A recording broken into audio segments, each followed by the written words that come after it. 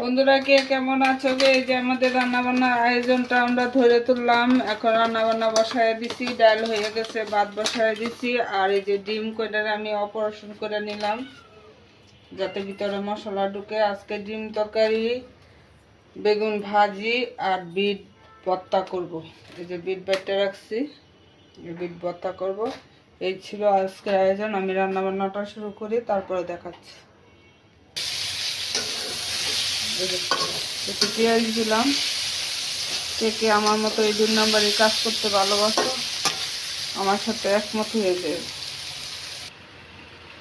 এই আমার বেগুন ভাজিটা হয়ে গেছে, এখন বিটটা আমি লাগা দিব। কালি জিরা সম্বাস দিছি, আর এখন পেঁয়াজ আর রসুন দেব।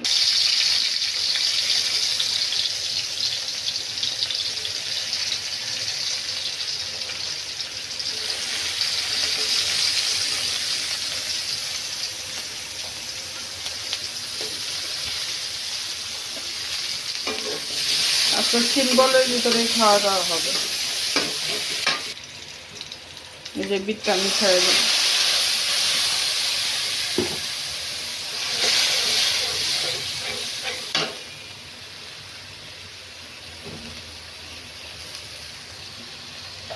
বিটটা একটু জাল ঝোল বানাবো। কাঁচা লঙ্কা দিচ্ছি সাথে, তারপর একটু শুকনো লঙ্কা দিলাম।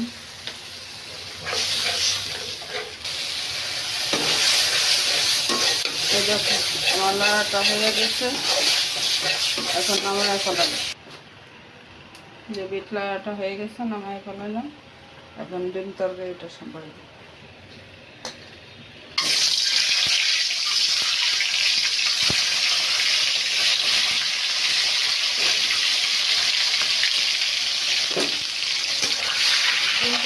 হালকা বাজবে না, বেশি বাজবে না, হালকা দিতে।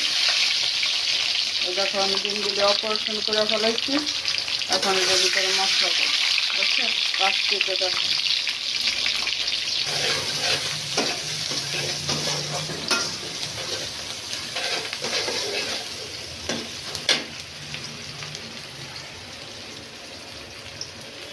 আলু, টমেটো আর মটরশুঁটি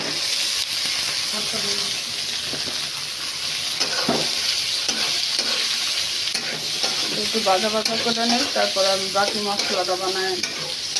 আলুটা সিদ্ধ করে দিচ্ছি। এটার মধ্যে জিরা, আদা, রসুন বাটা, কাঁচামরিচ, লঙ্কার গুঁড়া,